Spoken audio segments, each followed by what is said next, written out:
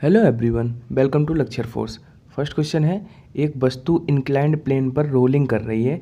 अगर उसकी ट्रांजिशनल और रोटेशनल काइनेटिक एनर्जी इक्वल है तो वो वस्तु क्या हो सकती है। एक कंडीशन दी हुई है, एक वस्तु है वो इंक्लाइंड प्लेन पर प्योर रोलिंग कर रही है। अगर उसकी ट्रांजिशनल और रोटेशनल जो काइनेटिक एनर्जी है वो इक्वल है तो वो ऑब्जेक्ट जो वस्तु है वो क्या हो सकता है। सॉलिड स्फीयर हो सकता है, हॉलो स्फीयर हो सकता है, या ठोस बेलन यानी कि सिलेंडर हो सकता है, या हॉलो सिलेंडर हो सकता है। तो एक बात बताऊं, अभी आपका आज 4 तारीख से पेपर स्टार्ट है, ठीक है। तो अब आपको बहुत ज़रूरी है अपने आप को इवेल्युएट करने की, फिजिक्स में भी, मैथ में भी और इंग्लिश में भी। तो अगर आज इस वीडियो के सभी क्वेश्चंस आप पॉज करके खुद से कर पा रहे हो, इट मीन्स आपकी तैयारी बहुत अच्छी चल रही है और आज के क्वेश्चंस बहुत इंपॉर्टेंट है। तो देखो, सबसे पहले अगर हम क्रॉस चेक करें, वैसे मैं करा दूंगा, उसके बाद आप बहुत जल्दी कर पाओगे, लेकिन क्योंकि मुझे 4 बातें और बतानी है। जैसे ठोस गोला है, ठीक है, सॉलिड जो स्फीयर है उसके लिए आपका ट्रांजिशनली काइनेटिक एनर्जी हाफ mv² हो जाएगा, ठीक है। और इसको चेक करते हैं क्या ये इक्वल है रोटेशन के। रोटेशन क्या होता है, हाफ आई ओमेगा स्क्वायर, ठीक है। तो हाफ आई बराबर ठोस गोले के लिए, सॉलिड स्फीयर के लिए 2/5 mr²। तो आई बराबर मोमेंट ऑफ इनर्शिया रख दिया सॉलिड स्फीयर का, इंटू ओमेगा, प्योर रोलिंग कर रही है तो ओमेगा स्क्वायर बराबर हो जाएगा v²/r²। तो जब इसको कट करेंगे तो mv² तो मिलेगा, लेकिन यहाँ पे 1/5 मिलेगा, यानी कि जो इक्वल नहीं आया। LHS और RHS इक्वल नहीं आए, मतलब हमारा ठोस गोला नहीं हो सकता। अब मैं सब करके नहीं बताऊंगा। सिमिलरली आप खोखला गोला यानी कि हॉलो स्फीयर के लिए यहाँ पे मोमेंट ऑफ इनर्शिया 2/3 रखेंगे, क्योंकि उसके लिए होता है 2/3 mr²। ये चीज़ें भी याद रखना कि आपसे हो सकता है 1 नंबर का क्वेश्चन ऐसे भी आ जाए कि आप ठोस गोले के लिए मोमेंट ऑफ इनर्शिया है, ऑप्शन होंगे 2/3 mr², 2/5 mr², 1/2 mr²। तो याद रखना, ठोस गोले के लिए होता है 2/5 mr², खोखले गोले के लिए होता है 2/3 mr²। तो खोखला गोला भी सेटिस्फाइड नहीं कर रहा है क्योंकि 3 नीचे आ रहा है, हमें 1/2 mv² चाहिए था। अब हम चेक करते हैं सॉलिड सिलेंडर के लिए। तो ट्रांजिशनल हो जाएगा हाफ mv² और rotational half I omega square. I कितना होता है, ठोस बेलन के लिए होता है आई 1/2 mr², और ओमेगा ओमेगा होता है v²/r²। जब वो प्योर रोलिंग करता है तो ये कटा, तो ये 1/4 mv² आया, जो कि इक्वल नहीं हुआ, यानी कि ठोस बेलन भी आंसर नहीं हो सकता। अब जब हम खोखला बेलन यानी कि हॉलो सिलेंडर लेंगे तो हॉलो सिलेंडर के लिए जो मोमेंट ऑफ इनर्शिया होता है वो होता है mr², यानी कि यहाँ पे 1/2 mr² ना होकर केवल mr² होगा। और क्योंकि ये ट्रांजिशनल हुई, रोटेशनल क्या होती है, हाफ आई ओमेगा स्क्वायर। तो आई की जगह पे हमने ये रखा, किसके लिए, हॉलो स्फीयर के लिए, क्या mr²।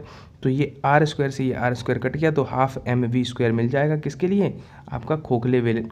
तो आपका राइट आंसर हो जाएगा डी, ठीक है। अब ये तो इस क्वेश्चन को मैं बताने को तो ऐसे भी याद करा सकता था कि ऐसे अगर क्वेश्चन आएगा तो याद रखना जो हॉलो सिलेंडर होता है उसकी ये इक्वल होती हैं। अब मुझे क्योंकि बताना था कि ठोस गोले के लिए मोमेंट ऑफ इनर्शिया क्या होता है 2/5, क्योंकि एक ना एक फॉर्मूला मोमेंट ऑफ इनर्शिया से आएगा। खोखले गोले के लिए होता है 2/3 mr², आपका ठोस बेलन के लिए होता है, सॉलिड सिलेंडर के लिए होता है 1/2 mr², आपका हॉलो सिलेंडर के लिए केवल mr², ठीक है। तो इन 4 चीज़ों को और आप नोट डाउन कर लेना। दूसरा क्वेश्चन है, एक मैकेनिकल रेफ्रिजरेटर में जो लो कोयल कुंडली है वो -23 डिग्री सेंटीग्रेड पर है और जो कंडेंसर का टेम्परेचर है वो 27 डिग्री सेंटीग्रेड है। तो सैद्धांतिक कार्य गुणांक यानी कि जो आपका कोफिशिएंट ऑफ परफॉर्मेंस होगा वो हमें फाइंड करना है। और ये क्वेश्चन बिल्कुल आपके लिए अप्रोप्रिएट है, ये मत सोचना कि ये नहीं आते हैं, ये क्वेश्चन एयरफोर्स में आ चुका है, ठीक है। तो अगर कभी भी मैकेनिकल रेफ्रिजरेटर का जो कोफिशिएंट निकालना पड़े, उसका परफॉर्मेंस का कोफिशिएंट निकालना पड़े, तो उसके लिए आप डायरेक्ट एक फार्मूला याद रख सकते हो कि आपको 2 टेम्परेचर गिवन रहेंगे क्वेश्चन में, तो T2/T1 - T2। अब आपके लिए एक चैलेंज हो सकता है कि सर टेम्परेचर कम वाला T1 होता है कि T2 कौन सा होता है। तो याद रखना T2 इज़ ऑलवेज आपका जो लो कोयल कुंडली का टेम्परेचर होता है, और जो कंडेंसर वाला वो T1।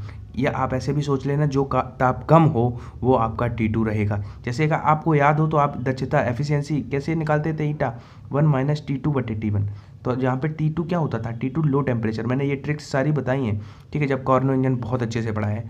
तो T2, अब याद रखना कि ये टेम्परेचर आप केल्विन में रखें। जैसे T2 मतलब कम ताप, कितना है लो कोयल का, -23। तो -23 में जब हम 273 जोड़ेंगे तो आपका कितना बचेगा, 273, क्योंकि -23 है, और अगर इसमें हम 273 जोड़ देंगे तो हमारा ये क्या बन जाएगा, बन जाएगा केल्विन, यानी कि 250। तो ऊपर का T2 हो गया 250 बटे नीचे T1 27 डिग्री है, इसमें जब 273 जोड़ेंगे तो हमारा कितना बच जाएगा 300 माइनस T1 250। तो 300 में से 250 जाएगा, 50 बचेगा, और 50 को जब काटेंगे 250 से तो 5 बार कट जाएगा, यानी कि कोफिशिएंट ऑफ परफॉर्मेंस कितना आ गया 5। ए ऑप्शन यहाँ पे राइट आंसर हो गया।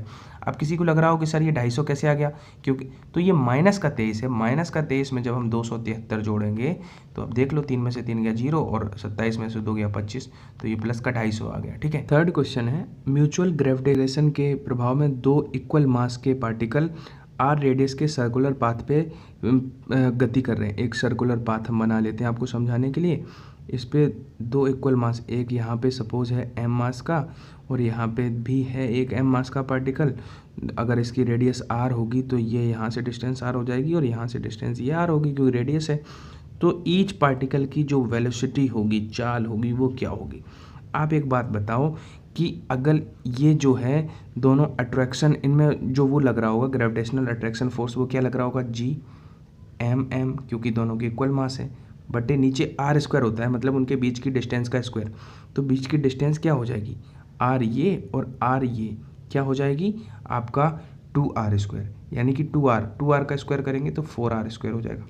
ये उनका अट्रैक्शन फोर्स हुआ। और ये किसके इक्वल होगा, सर्कुलर मोशन में जो आपका क्या होता है mv² बटे r, ये क्या है विकेंद्र बल के इक्वल हो जाएगा। अब देखो यहाँ से आपका r से एक r कटा, m से एक m कटा, ठीक है। v² बराबर आया gm बटे 4, तो v² का वर्गमूल लेंगे तो क्या आएगा अंडर रूट gm बटे 4, तो gm बटे 4r, ठीक है। 4r से हमारा 1 2 बाहर आ जाएगा क्योंकि 4 का वर्गमूल कितना होता है 2, तो हो जाएगा 1 बटे 2 अंडर रूट gm बटे r। तो ये कौन सा ऑप्शन दिख रहा है, हमें सी ऑप्शन दिख रहा है 1 बटे 2 अंडर रूट gm बटे r। आई होप आपको समझ में आ गया होगा। थर्ड क्वेश्चन है अगर कांस्टेंट टेम्परेचर पर सैचुरेटेड वेपर को इसके हाफ वॉल्यूम तक कंप्रेस किया जाता है तो इसका दाब, इसका प्रेशर, तो वेपर प्रेशर जो होता है वो टेम्परेचर ही उसे अफेक्ट कर सकता है, क्योंकि यहाँ पे टेम्परेचर नियत है तो वो क्या रहेगा अनचेंज रहेगा। ठीक है, आप ये ना लगाने लगना PV बराबर कांस्टेंट, ठीक है। बहुत सारे बच्चे होते हैं उन्हें पढ़ा होता नहीं सही से। आई होप आपने पीछे के वीडियो देखे होंगे तो अब आपको प्रॉब्लम्स नहीं हो रही होंगी। मैं बस आपको लास्ट टाइम पे ये बताने की कोशिश कर रहा हूँ कि क्वेश्चंस का लेवल क्या रहेगा पेपर में। नेपच्यून और सैटर्न सन से डिस्टेंस 10⁻13 और 12 मीटर, इसको स्टार मार्क कर लो। ये क्वेश्चन करा तो चुका हूँ कई बार, लेकिन मुझे पर्सनली लगता है कि ये क्वेश्चन इस बार आ सकता है। ठीक है, उनकी जो दूरियां हैं वो दी गई हैं। अगर ये सपोज सर्कुलर पाथ में गति कर रहे हैं तब उनके टाइम पीरियड का रेशियो क्या होगा, टाइम पीरियड का square directly proportional to distance, sun से डिस्टेंस की पावर 3। तो इसमें जब हम रेशनलाइज करेंगे तो ये 2 इधर जाके तो 3/2 बन जाएगा, यानी कि हमारा T1 बटे T2 जो है वो यही निकालना है, वो क्या हो जाएगा R1 बटे R2 का होल पावर 3/2। ठीक है, ये 2 टाइम पीरियड का नीचे आ गया। अब R1 कितना है 10 की पावर 10⁻13, R2 कितना है 10⁻12, इसका होल पावर कितना है 3/2। अब ये कितना बचा 10 बचा होगा, क्योंकि 10 की पावर 12 था, 10 की पावर 13 था, तो 10 की पावर 3/2 को हम ऐसे भी तो लिख सकते हैं 10 की पावर 1/2 इंटू 10 की पावर 1, गुणा में घाते जोड़ती हैं, जोड़ के 3/2 बना देगा। ये इसलिए लिखा क्योंकि 10 की पावर 1/2 को अंडर रूट 10 लिख सकते थे, यानी कि 10√10। इस क्वेश्चन का आंसर बहुत सारे बच्चों को, जीनियस बच्चों को याद भी होता है, लेकिन कैसे आया, बहुत रिपीटेड क्वेश्चन है, लूसेंट में मिल जाएगा, अरिहंत, करतार, विद्या, जितने भी प्रैक्टिस सेट आते हैं हर सेट में ये क्वेश्चन। एक दिए हुए वेग के लिए किसी प्रक्षेप की 2 प्रक्षेपण कोणों पर रेंज इक्वल है, यानी कि अगर एक पे r है तो दूसरे पे भी r है, तो इन दोनों सिचुएशन में टाइम पीरियड T1 और T2 और r में कौन सा रिलेशन सही होगा। अब एक बात बताओ, अगर रेंज इक्वल है 2 एंगल पे तो एक अगर थीटा है तो दूसरा क्या होगा 90 माइनस थीटा, मतलब अगर 2 एंगल्स आर कॉम्प्लीमेंट्री, मतलब दोनों अगर एंगल कॉम्प्लीमेंट्री हैं देन उनका जो रेंज है वो इक्वल आता है। बस आप देखो T1 निकालो, T का फॉर्मूला क्या होता है time period of flight 2u sine theta बटे जी, 2u, तो पहला एंगल अगर हमने थीटा माना तो वो साइन थीटा बटे जी होगा। सिमिलरली जब हम T2 निकालेंगे तो अब की बार दूसरा एंगल रेंज इक्वल आई है तो दूसरा क्या होगा 90 माइनस थीटा, मतलब 2u साइन 90 माइनस थीटा हो जाएगा दूसरा एंगल बटे जी। हमने T1 और T2 के फॉर्मूले लगा दिए। अब ये बताओ ये साइन 90 माइनस थीटा क्या बना देगा कॉस थीटा, क्या बना देगा कॉस थीटा। अब हम T1 T2 का मल्टीप्लाई करेंगे तभी तो बता पाएंगे कौन सा रिलेशन सही, क्योंकि सारे ऑप्शन T1 T2। तो 2 हमने क्या करा कि आपका 2 साइन थीटा और ये कॉस थीटा, साइन 2 थीटा बना देगा, u और u आपका u स्क्वायर बना देगा, u और u स्क्वायर बना देगा, और 1 2 हम इसके 2 के साथ लगा देंगे तो 2 sine theta cos theta sine 2 theta बना देगा, और नीचे g स्क्वायर है। तो फाइनली हमें जो मिलेगा वो T1 T2 क्या मिलेगा, 1 2 हम बाहर कर लेते हैं, 1 2 ने हमें साइन थीटा बना दिया, u स्क्वायर साइन 2 थीटा बटे g, ये हो जाएगा। अब अगर हमारा T1 T2 सॉरी ये जी स्क्वायर हो जाएगा, ठीक है। अब अगर हम देखेंगे तो यू स्क्वायर साइन 2 थीटा बटे जी, ये क्या होता है, अगर एक जी और जी 2 बार लिख लें तो यू स्क्वायर साइन 2 थीटा बटे जी होता है आर, यानी कि T1 और T2 जो है वो डायरेक्टली प्रोपोर्शनल मिल गया आर के, ठीक है, किसके, आर के। तो बी ऑप्शन राइट हो गया। अब इस रिजल्ट को रटना तो है ही, हमें वहाँ पे इतना करना नहीं है। पूछा जा सकता है कि किस एंगल पे हमें मैक्सिमम रेंज मिलती है, 45 डिग्री के एंगल पे हमें मैक्सिमम रेंज मिलती है। और ये भी पूछा जा सकता है कि किस एंगल पे टाइम ऑफ फ्लाइट जो है प्रोजेक्टाइल मोशन का वो मैक्सिमम रहेगा। तो 90 डिग्री के एंगल पे टाइम ऑफ फ्लाइट मैक्सिमम रहता है, क्योंकि टाइम ऑफ फ्लाइट का फॉर्मूला होता है 2u साइन थीटा बटे जी, और रेंज का होता है यू स्क्वायर साइन 2 थीटा बटे जी। अब यहाँ पे थीटा का मान अगर हम 45 रखेंगे तो साइन 90 बनेगा, क्योंकि 45 का 2 में गुणा होगा तो साइन 90, तो ये चीज़ मैक्सिमम हो जाएगी, 1 हो जाएगी। सिमिलरली इसमें 90 का मान रखेंगे तब ये मैक्सिमम। एक रॉकेट का इनिशियल मास है 3.5 × 10⁴। वो क्या है कि एक धमाके में इनिशियल जो एक्सीलरेशन है 10 से आपका अपवर्ड मोशन करता है, तो फिर जो इनिशियल थ्रस्ट होगा उसका थ्रस्ट का मान, देखो ये एयरफोर्स में पूछा जाने लग गया है क्वेश्चन, तो आप इसको पॉज करके खुद से पहले ज़रूर कर लेना, ठीक है। इसको देखो मैं आपको कोई चीज़ है जल्दी से कराने की कोशिश इसलिए करता हूँ क्योंकि आपको पता है मैं क्वेश्चंस की प्रैक्टिस करा रहा हूँ। कुछ लड़कों को ये प्रॉब्लम होती है कि पहले हमें थ्योरी नहीं पढ़ाते हैं, तो यार 12th पास आउट हो आप लोग, ठीक है, 12th तक 12 साल तक आपने कुछ तो सीखा ही है।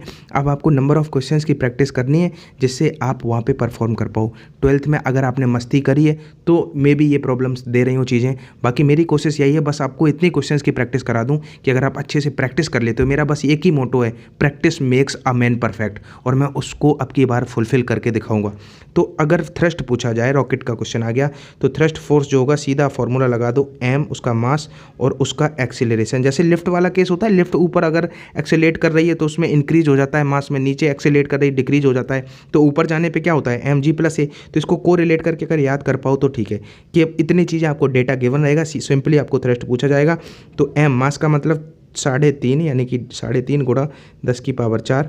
अब जी का मान यहाँ पे हम 10 रख देते हैं और उसका मान कितना है 10 रख देते हैं, तो हमारा क्या हुआ, ये 20 हुआ। 20 से अगर हम 2 उठा लें और 2 का 3.5 में गुणा कर दें तो 7 बन जाएगा। तो 7 × 10⁴ ये, और इधर 20 था मतलब 1 10⁻, इधर छुपी है, तो 7 × 10⁵ न्यूटन। कौन सा ऑप्शन दिख रहा है, सी ऑप्शन दिख रहा है, 7 × 10⁵। कुछ बच्चे कह सकते हैं कि सर इसमें आपने 9.8 क्यों नहीं रखा, तो देखो अगर आप 9.8 रखोगे तो स्लाइटली इससे थोड़ा बिलो आएगा, लेकिन और ये ऑप्शन उसकी रेंज में नहीं है, क्योंकि 10 रखने पे मुझे पता है एग्जैक्ट आंसर आ रहा है, इसलिए यहाँ पे 10 पुट कर दिया। और फ्रेंड्स मैं आपको 1 मिनट बता दूं अनअकैडमी के बारे में।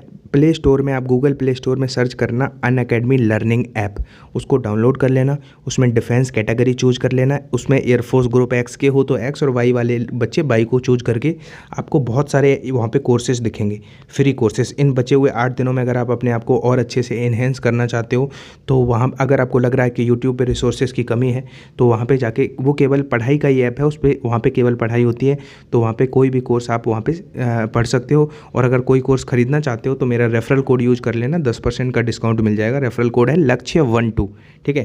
नेक्स्ट क्वेश्चन क्या है कि एक पिंड को ऊपर की तरफ इस प्रकार फेंका गया कि वो 2 सेकंड और 10 सेकंड में इक्वल हाइट पर होता है, तो हाइट क्या होगी, तो यह ऊंचाई क्या होगी। देखो इस क्वेश्चन ये चीज़ें जनरली पूछी जाती हैं, अगर टाइम t1 है और टाइम t2 पे इक्वल हाइट वो अचीव कर रहा है कोई पार्टिकल, तो वो हाइट जो होगी वो सीधा आप एक फॉर्मूला 12g(h1h2).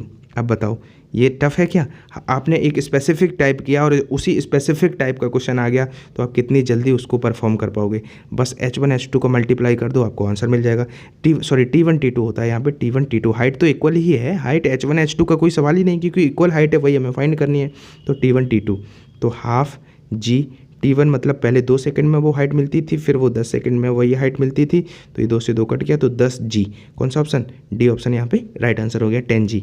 अब देखो मैं आपसे कुछ ना कुछ आपका भी एक एंगेजमेंट चाहता हूँ, तो इसलिए हर क्वेश्चन में हर वीडियो में एक क्वेश्चन पूछने की कोशिश करता हूँ। तो फिलहाल इस वीडियो के लिए मेरा क्वेश्चन ये है जो कि बहुत इंपॉर्टेंट है कि एक पार्टिकल सर्कुलर मोशन कर रहा है, तो उसका जो एक्सेलरेशन होगा वो किधर होगा? टुवर्ड्स पेरीमीटर या टेंजेंशियल के या रेडियस के या फिर जीरो? तो आई होप कि आप लोग मेरी बात को सुनोगे और इस क्वेश्चन का आंसर कमेंट सेक्शन में दोगे। और आज मैं आपको एक प्लेलिस्ट बना रहा हूँ, 10 क्वेश्चन की प्लेलिस्ट, मतलब सिलेक्टिव कुछ वीडियोज़ की प्लेलिस्ट अभी दूंगा शाम तक। तो उस प्लेलिस्ट को प्लीज़ एक बार पूरा अच्छे से देख लेना, भले ही 2x स्पीड पे देखना,